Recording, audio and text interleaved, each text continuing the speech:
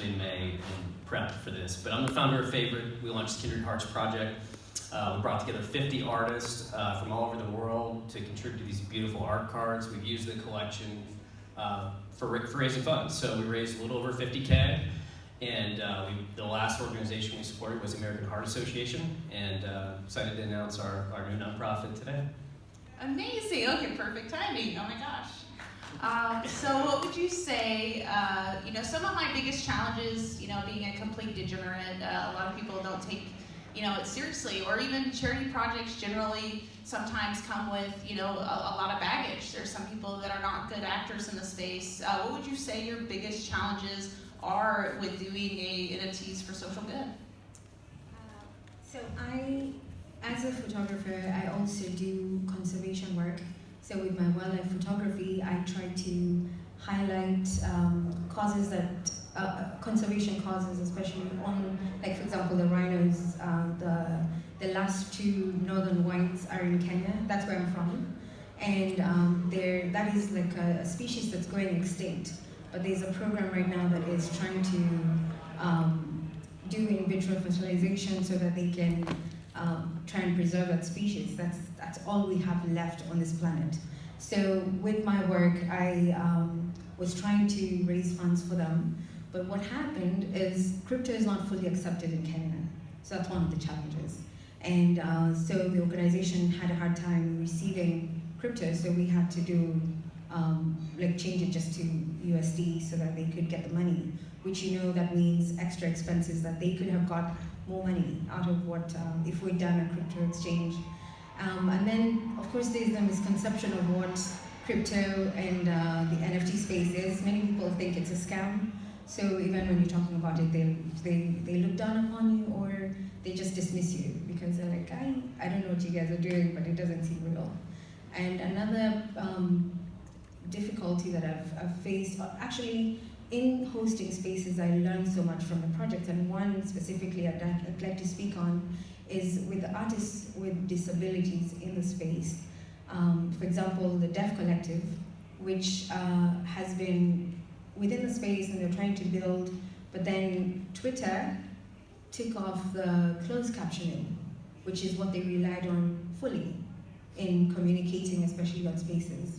Now they are cut off from the regular conversations that we've been having, and it's about 4 months now. So that is one of the things that people are not looking at. When they're looking at inclusivity and diversity, they're not thinking of artists with disabilities, not just artists, just thinking of disabilities and putting that in the forefront of their projects and stuff. So those are the main ones right now. Go ahead, Jenny. Yeah, I mean, for me, I'm just a quick show of hands. For NFTs, who's here to make money? Also. Okay, yeah, everybody. That was a plus. Do a little bit of good, and also, well, that's the number one challenge, right? We are in a speculation-first market that people care about, number go up. So I haven't found the secret. So I continue to try new things, evolve new things, and how do you make it work in this space, especially in a bear market? It's hard. It's very, very hard. So we brainstorm, we look at new ideas, but how do you continue to evolve a project in this market? I think that's the question, and so my personal belief is that I think we're early for NFTs for good. I think it evolves over time, but what Ashley did with CryptoTitties was pretty awesome, right? She tapped into the degen nature of this space. So I think finding that right balance and still doing good, that's really what I'm searching for. I love that, yeah. Finding the degeneracy and the bridging the gap between degeneracy and philanthropy. So that's what we all want to do. One of my biggest inspirations in this space, honestly, one of my friends, Sparky, aka Sarah Bautman, she's the founder of Women in Weapons. Her organization donates 5% to the Malala Fund, which helps women in education. So what would you say your biggest inspirations have been in the space? Just today, I'm very privileged, honestly, to sit as a host and host all these artists or actors in the space who are doing good. So I get to hear of all these inspirational projects, but I want to highlight just two right now. Well, three, but two are creating awareness on Down syndrome within the space. And many people have been afraid to even bring that conversation up. But the advocates, their mothers are here who are working so hard, and the kids who have Down syndrome are the ones who are creating the art. And with that, they're trying to dispel the misconceptions of Down syndrome. We're trying to make people comfortable around and speaking with them, working with them. So it's something that and raising money for Down syndrome initiatives through their work. And the other one is, of course, the Deaf Collective, which is highlighting disabilities within a space. And recently they did a project now to address what I talked about earlier with Twitter, and they posted some work in sign language. So not fearing that the space is fully, majority of people are able-bodied and are not, don't have a hearing disability, so they use that, and we're able to create art that highlighted that issue. But we still need to do a lot more work to support them. Well, they have disabilities. We have the able-bodied people in the space, whichever way you can help, it's our responsibility, I believe, to support them. So those people have inspired me, and it's why I wake up every day now. It is why I show up on Thursdays. Even today I hosted live from here in one of the booths, like the coffee places there. Like I hosted a space there today because there was no way I was going to skip it. And I know one of the projects Downs and Towns are doing the photo walk. They're a photographer, so they're here, present in the space. So having that physical representation of people with disabilities is so important, and I'm so inspired by that. So. Love that, that's beautiful. And I'm just gonna quickly introduce Dr. Ben, just before we go over to Johnny. Can you introduce yourself, what you do, and what you're working on right now? Okay, my name is Win. I'm originally from Singapore, and we have been actively working on an initiative called Blockchain for Impact that we co-founded somewhere around 2016-17 together with the UN's Private-Public Partnership Program. So we work very closely with one of the foundations under UN. So that is how we initiated our Blockchain for Impact initiatives. So the objective is how we can expedite the process of achieving SDG goals, Sustainable Development Goals, defined by UN agencies. And the target date is 2030. And recently we have seen, especially after COVID, a lot of challenges to achieve that target date.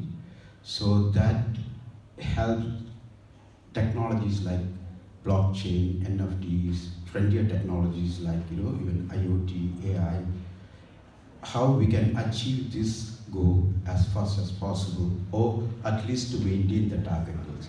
So that's a kind of initiative we are working on. Most of the projects we are working primarily into education, health,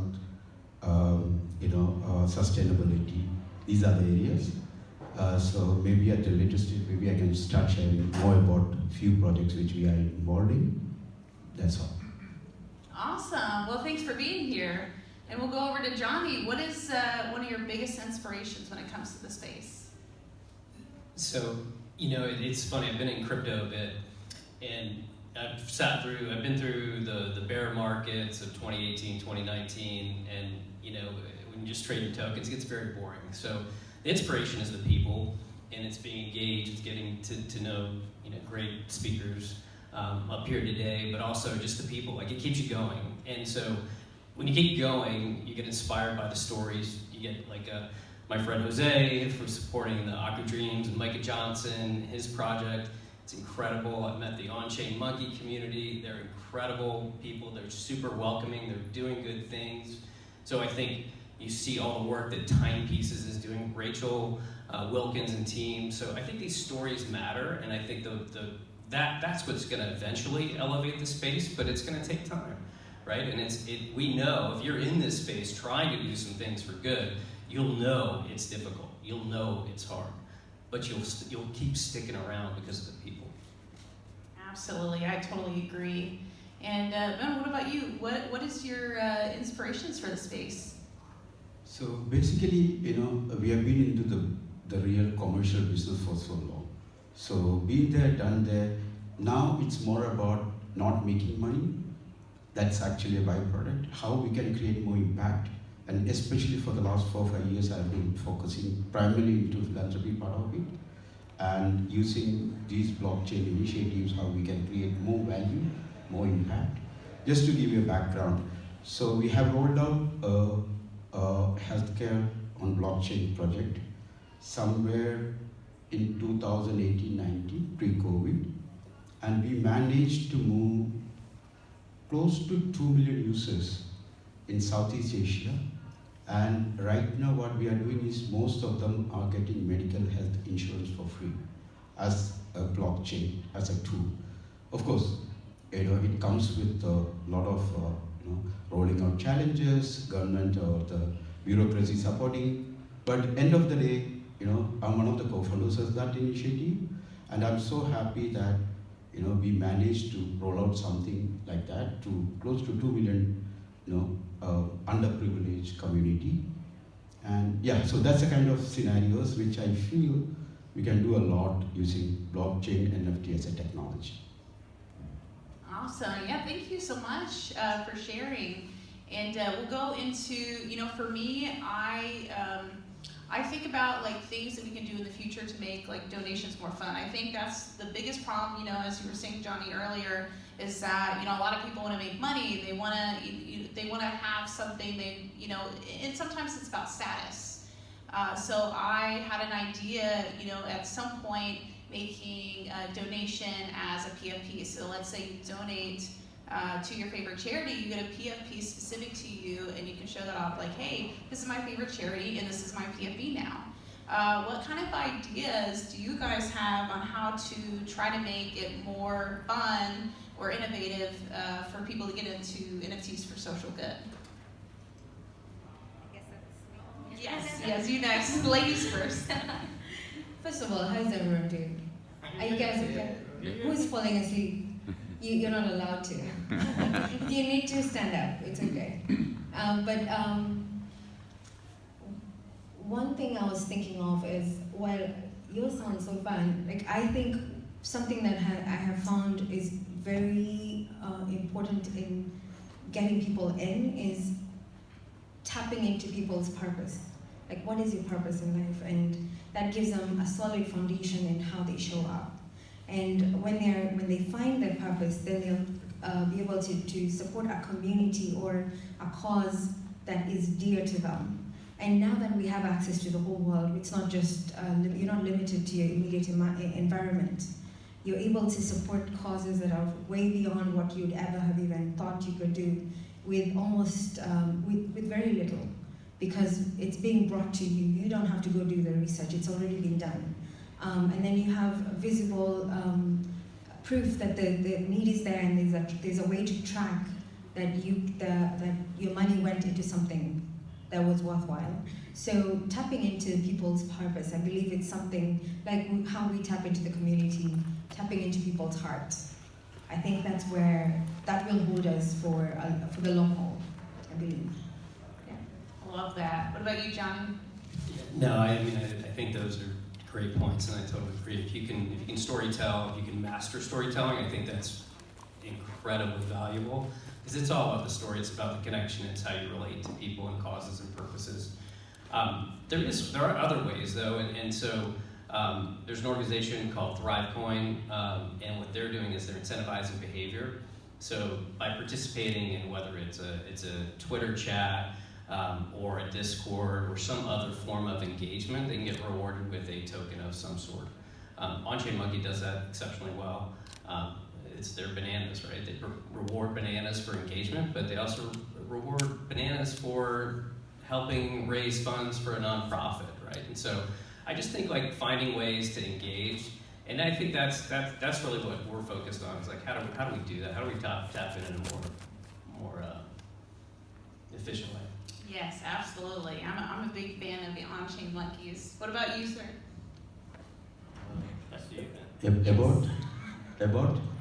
Yeah. What would you say, like an innovative way for you to,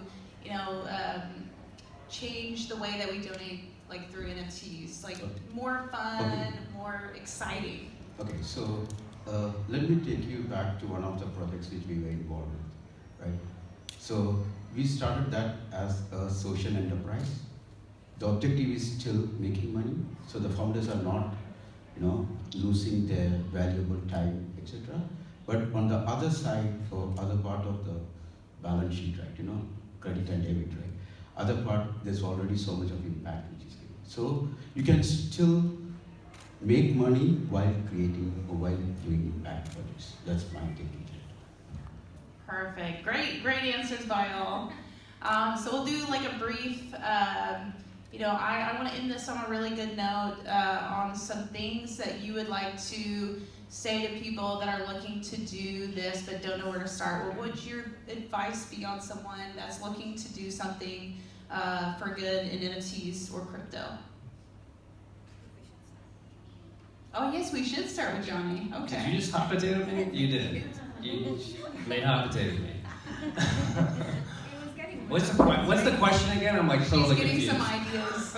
So, for me, my advice to people that are looking to do good in the NFT space is to just find something you're passionate about. Find something, like for me, breast cancer research is really close to my heart because my friend died from breast cancer a few years back. And so that's why I decided to dedicate my time and my tweets, and those things mean a lot to me. So for somebody like that advice, find a cause that you believe in, find something that you really like, and merge them together. What would you say your advice would be? Yeah, I love that, and I think that's a great approach. My advice is just take your time. Right, one of the beauties of a bear market is it's slow. It can be painfully slow, right? So there's no rush, but take your time.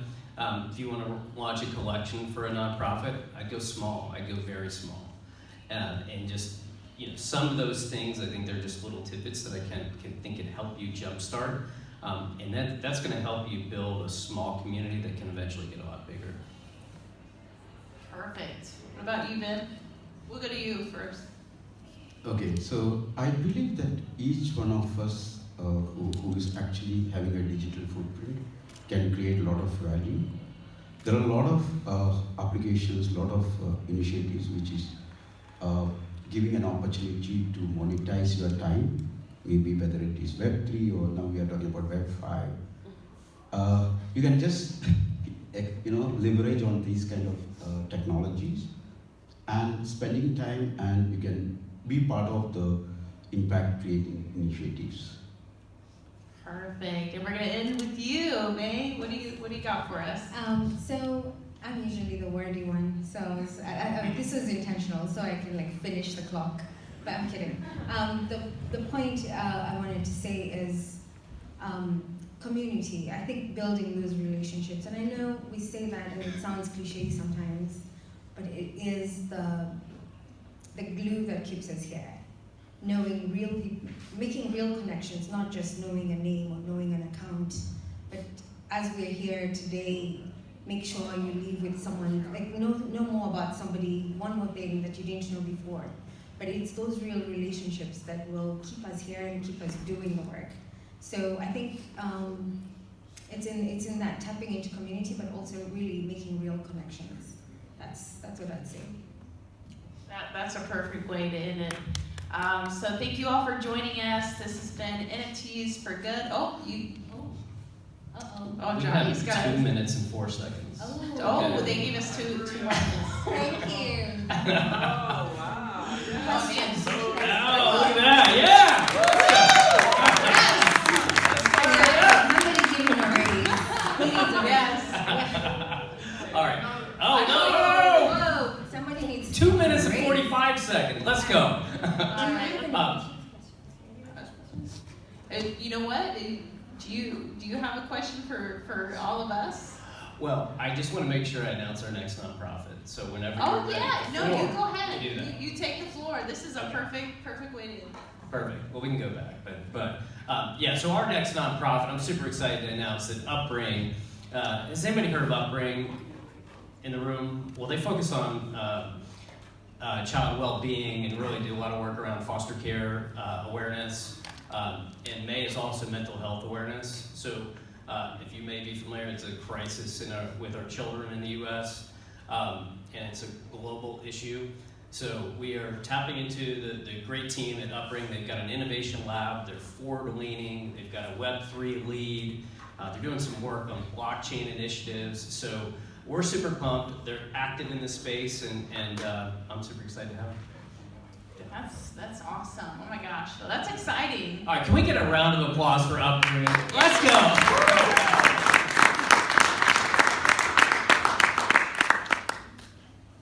All right, and May, did you have anything you were working on? I saw you. I know. I was like, first I wanted to clarify. When he said May is mental awareness, I just want to make sure you know he meant the month and not me. I just wanted to say that. Oh no, we got 2 more minutes. But I honestly really wanted to see if anyone had a question or any thoughts on this. Because, sir, go ahead. How do you see NFTs benefiting education? Oh, perfect question. So I learned today, can I answer this? Oh yeah, go ahead. So in the space today when I was hosting earlier, like I said, I was introduced to a project that is doing an educational project in Jamaica.